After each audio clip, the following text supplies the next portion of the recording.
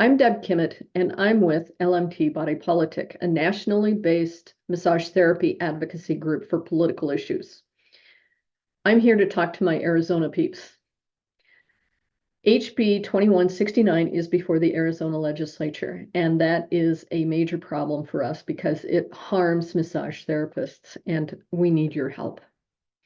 If you don't live in Arizona, you can disregard this message because it does no good for anyone not living in Arizona to write to committee members unless you know them personally.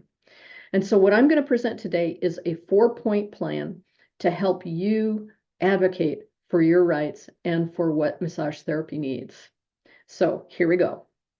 First of all, we want to target, we want to condense, we want to clarify, and we want to gather. Those are the 4 points that we're going to talk about in just the next few minutes. So the first step is to target the committee members and people who can help. So for right now, I would target the the House Government Committee, because that's where this bill is going to go. The chair of the committee is also the sponsor of the bill, so you're speaking to him when you contact that committee. Another thing you want to do under target is identify massage therapists, friends, family, all these people who can help, who can help.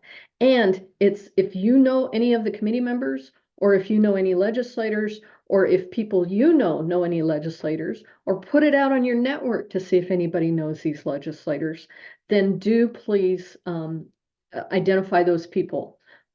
So that's your targeting and identifying people. The second step is to condense your message. Nobody reads anymore, and legislators just don't have time. It's a very short session. It gets over in April or so.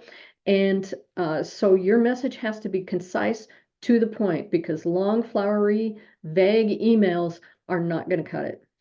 Be short, to the point, and no more than 3 to 4 paragraphs. And I mean that, 3 paragraphs. And I'm not talking about voluminous paragraphs. Short paragraphs is what they need to be. 3 or 4 sentences, 5 sentences at the max. The third step is to clarify your message. Based on my long experience with legislative issues, here's what I think the message could be. First of all, we want to oppose HB 2169, or to kill it, because first of all, massage therapy is a healthcare profession and cosmetology is not. And it's not right to have a non-healthcare board or non-healthcare people regulating a healthcare profession. It's just too confusing.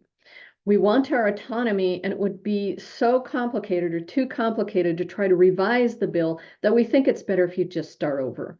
The bill has the potential to kill jobs. Legislators really need to know this, because if this bill passes and massage therapy is removed from the healthcare realm, what we've got is anybody who works in a chiropractic setting, anybody who works in hospital, hospice, health clinics, their jobs could be in danger, because this gives an excuse for insurance companies not to pay. And if they're not going to pay, you're not going to get hired in those settings.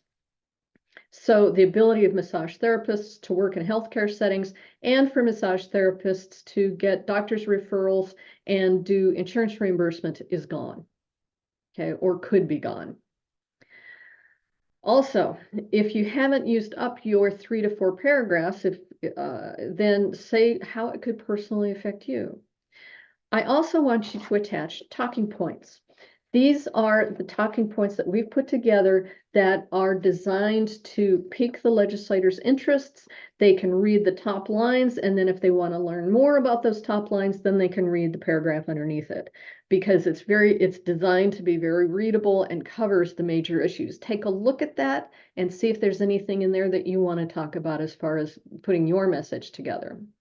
Then the fourth step is to gather your minions. All those people that I talked about earlier, your friends, your family, your clients, other massage therapists, your networks, your students, everyone. Once you have done those previous steps, 1, 2, and 3 of clarifying the message and doing all those things, targeting these people and condensing your message, then it's time to clarify and tell them what you want your people to do.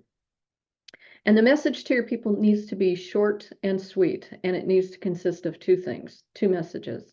One is to write to or contact committee members and attach the talking points.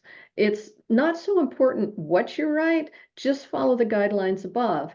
And when you write, also use the subject line, oppose HB 2169 board consolidation, because the legislators want to know what the email is going to be about right away. And if it has a standard subject line, it'll make sense for them how they want to categorize that email.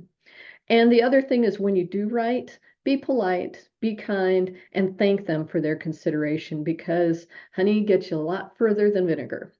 And the second thing in talking to your people with pulling all this together is to be ready to show up at the legislature. We know and this is for the hearing. We know the hearing's going to be on a Wednesday, probably. We just don't know which Wednesday yet. And we'll know a few days beforehand, so we'll try to make sure that we get the word out on that. And since testimony time is so short, you won't have time to say a lot. And even if you don't want to say anything, that's perfectly fine, because what we want is bodies, people to show up. It makes a huge difference because you're representing 50 to 100 people who didn't show up. And so when you show up, it makes a huge difference. So please make a point of clearing your calendar. This is really important. Okay, so that's the plan. That's the 4 steps. Good luck. And if you want more information, I'll put more information at the end of this video. Thanks.